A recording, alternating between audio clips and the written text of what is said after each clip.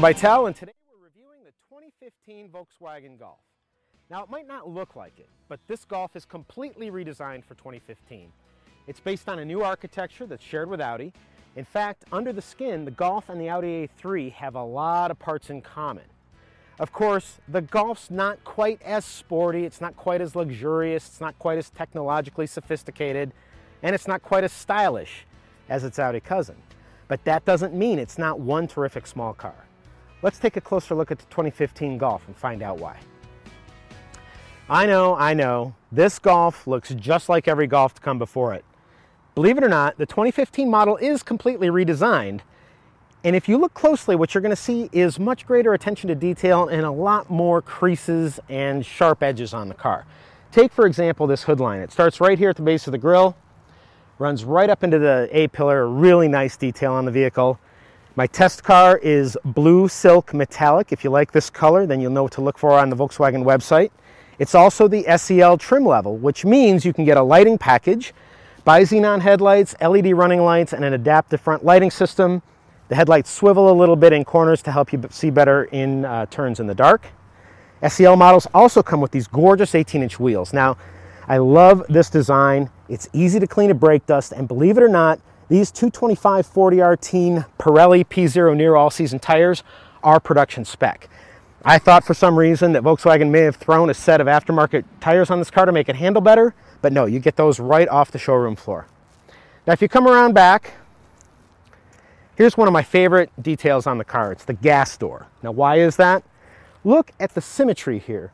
From the door cut line to the way that the gas door is shaped to this cut line here at the tail lights. Pop the gas door open, slam it shut, easy, no problem. Another nice attention to detail with regard to the design is the Volkswagen logo in the back. It doubles as the hatch popper, and when you put the car in reverse, there's a reversing camera that pops out. You can't see it, I don't think, but it'll pop out of there and give you a view of what's behind the car when you're reversing. Now, granted, my test car is almost $29,000, including the destination charge. But I happen to think that this car is actually worth it. Here's another nice attention to detail that Volkswagen gives you when you get a Golf. Pop the hood and there's no prop rod here. You get a gas strut. It's a small thing, but it's a big deal. Also, it's real easy to find the dipstick. It's the only thing under the hood that's yellow. Now, what we've got here in the 1.8T model is a turbocharged 1.8 liter engine. It makes 170 horsepower and 184 pound-feet of torque. And the thing to remember is that the torque kicks in at just 1600 RPM, and basically peak torque is available until peak horsepower kicks in right around 4500 RPM, and then peak horsepower is available almost all the way to redline. So what you end up with is a powertrain character that provides a fantastic response all across the rev range, except right off the line where you're going to experience a little bit of turbo lag. Now, my particular test car's got a 6-speed automatic transmission. It's not Volkswagen's direct shift gearbox. It's not the automated manual transmission. It is a traditional automatic. It's got a sport mode. It's got manual shifting either at the gate or with paddle shifters. And if you're using the paddle shifters and you're downshifting, it'll match revs. It's really an engaging power plant, and I really enjoyed myself driving this car.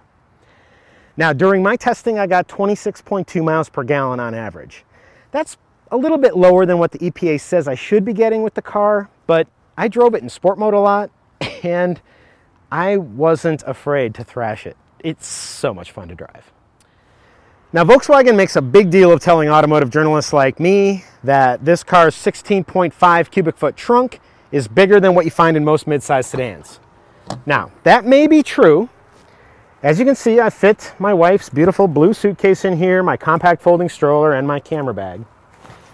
But if you look closer, the space isn't really configured as usefully as a midsize sedan.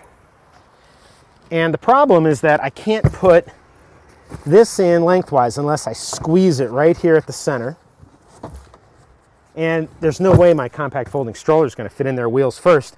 I could, if I go around the side here and I lower this, I could probably put the stroller in like that, but more likely you're going to use that for skis, right? Now you fold the seats down And what you end up with, if I put the other side down, you would have over 52 cubic feet of cargo space. Now that's about 20 short of your typical compact crossover, but it's a lot more than you're going to fit in any kind of a mid-size sedan whatsoever.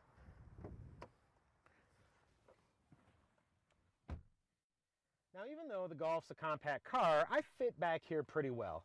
I feel like the seat cushion's a little bit too low, but that allows the seats to be folded flat, so I can live with that. Plus, when I'm sitting like this, I get decent thigh support, tons of foot room. The front seat backs are nice and padded, so my knees and shins are good. I've got air vents here to help keep me cool or warm. And really, there's not much to complain about back here. I don't even mind the hard plastic on the upper door panels.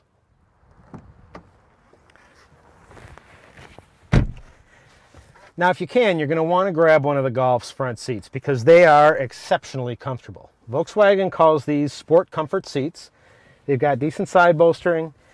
They're wrapped in a perforated leatherette that actually breathes kind of well on hot days. And you face this artfully rendered tilt telescopic steering wheel with nice smooth leather wrapped all the way around it, proper thumb grips, and you've got soft padded upper door panels in case you want to put your elbow up there while you're driving. Now, I'm able to dial in an absolutely perfect driving position in this car. And I'll tell you, my wife was thrilled that this seat raises up because she hates to sit on the floor, and frankly, I do too. But if you are the type that likes to sit on the floor, Volkswagen sure does accommodate you because this seat is so incredibly adjustable. You could be much taller than me and probably much bigger than me and still find a way to drive this vehicle. Of course, no, I can't reach the steering wheel. Now that I've got the driver's seat back to the way that I like it positioned, I wanted to point out one other comfort issue, and that's this center console armrest. First of all, it slides forward and back, but it also ratchets up so that it's a good height for no matter how you've got the driver's seat positioned. This really helps with comfort levels. Now, with that out of the way, let's get the car started. Most Golfs come with keyless access, including push-button start, and all Golfs have a 5.8-inch touchscreen infotainment system. My fully loaded SEL test cars got a lot of extra features to it, but they all have this proximity sensing screen. So what I want to show you is, you see along the bottom part of the screen, there's a very small menu. When I bring my finger close, it pops up bigger so that I can choose different selections. Okay, now one other nice thing about this particular screen is that you can expand and pinch, although it's a little counterintuitive. You pinch your fingers together to zoom out, and you expand like, well, it's not working right now. Yes, there we go. It's a little slow. It's not going to be as responsive as your iPhone or your iPad or any kind of other tablet you might have. The other thing that the screen does is you can swipe. So this is the overall menu for the system. You can swipe through, I don't know if the vehicle stat, no, you have to actually hit the arrow keys there. And then here's the navigation screen. You've got real-time traffic, radio, all these little icons for your station presets. So in practice, this touchscreen takes very little acclimation. You get used to it really quickly. The navigation system even has voice recognition technology. It's not natural voice recognition, so there are certain commands that you have to use. But you just press this button, it prompts you with regard to what to say and how to program a destination. I did it really easily. I'm not the smartest or sharpest tool in the shed. And so if I can do it, I think pretty much anybody can. One other thing I really like is there's an actual power volume knob and a tuning knob. Thank you, Volkswagen, because some of us old schoolers prefer to do it like this. Now, my SEL test car also had Volkswagen's Fender premium audio system. It's got these stylish tweeters. You'll notice the attention to detail. The shape here is symmetrical. I'm a big guy for symmetry. I love that detail. It sounds great, and I really needed it because there's a persistent rattle somewhere in this car that I just can't track down. It was driving me crazy, so I just had to crank up the music. One other thing that Volkswagen supplies is a 6-month subscription to its CarNet services system. Basically what CarNet is like a telematics system. You pair your smartphone to the car and it offers automatic crash notification. If the Golf is involved in a collision, it automatically dials rescue personnel to rush them to the scene of the accident so that you can get help faster. You get an SOS kind of emergency call feature. If you're getting a Golf and you've got teenage drivers in the house, Family Guardian allows you to set speed and boundary alerts. You can even use it to find where your car is parked if you've forgotten where you left it in a major city. I think CarNet is pretty cool. Volkswagen gives it to you for free for 6 months. After that, you've got to pay a subscription fee. I'm just going to cut right to the chase as far as what it's like to drive this Golf 1.8T, and that is fun. The car's not necessarily built for that, I don't think. I mean, yeah, it's got those 18-inch wheels and those Pirelli tires. But really, it's the GTI that's designed to be the sporty model, right? But this one, man, if you don't want the stiffer suspension or the faster steering or the extra horsepower and torque or maybe even the higher insurance rates that come with a GTI, this Golf 1.8T is a pretty nice substitute. Like I said earlier, the way that the power is delivered, I mean, it's basically, once you get moving and that little hint of turbo lag is off the radar, this thing just pulls and pulls and pulls.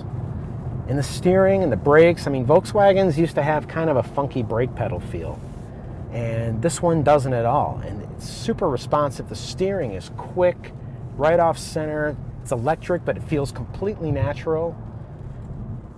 And there's an amazing amount of grip. I mean, we're whipping around corners right now, and it's just effortless.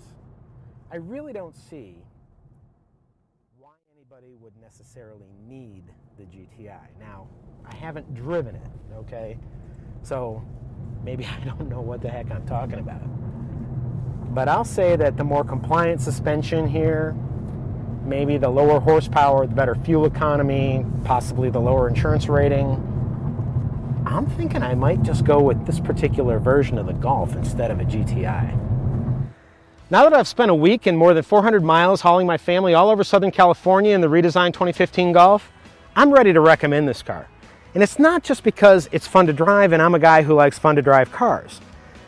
Anybody who is looking for a small car will appreciate what this Volkswagen delivers in terms of comfort, in terms of cargo capacity, in terms of user-friendly technologies, in terms of fuel economy. Heck, it's even got a top safety pick rating from the IIHS. Better yet, you can get the less expensive Golf SE trim level and you get all of that stuff at a lower price than my SEL test car. Now, what you don't get are those really sweet 18-inch wheels and tires, and for that reason, I'm ready to spend almost 29 grand on this one. For Auto by Tel, I'm Chris Wardlaw. I'll see you right back here next time.